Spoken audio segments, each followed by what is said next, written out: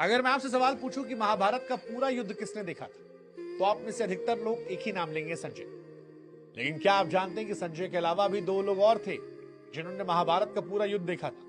इनमें पहला नाम है बर्बरीक। बर्बरीक ऐसे महान योद्धा थे जिनके पास 3 बाण थे, लेकिन 3 बाण में इतनी शक्ति थी कि अकेले ही पूरे महाभारत को समाप्त कर सके।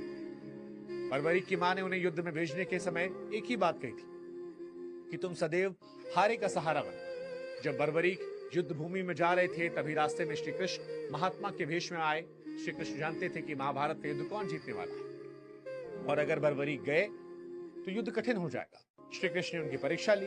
कहा, तुम इतने शक्तिशाली हो तो इन पेड़ों के सभी पत्तों को एक बाण से छेद करके दिखाओ। बर्बरीक ने बाण चलाया, सही पत्तों को भेदता हुआ जाकर श्री कृष्ण के चरणों में रुक गया।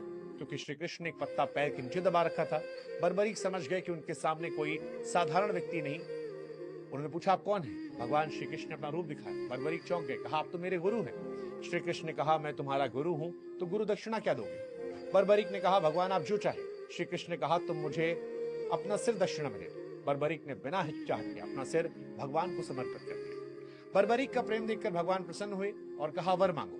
बर्बरीक ने कहा कि मैं महाभारत का पूरा युद्ध देखना चाहता हूं।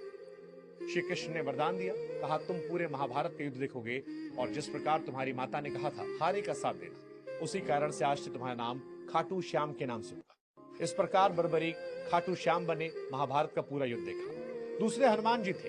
हनुमान जी पूरे युद्ध के दौरान अर्जुन के रथ के ध्वज पर विराजमान थे, और उन्होंने भी पूरे महाभारत का युद्ध देखा था।